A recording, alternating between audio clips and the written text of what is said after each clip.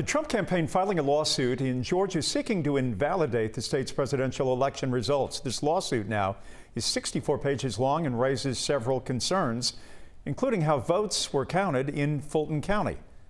President Trump's team alleges that Republican monitors were forced out of State Farm Arena as votes were being counted on November 3rd. Our own crew was there that night and was told that workers were done counting for the night, but counting continued into the early morning hours.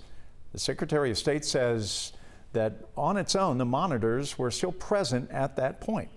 We're still waiting for the Secretary of State's office to certify the results after President Trump's team asked for a recount. But the office has repeatedly said there's no evidence of widespread fraud that would reverse President-elect Joe Biden's lead over President Trump.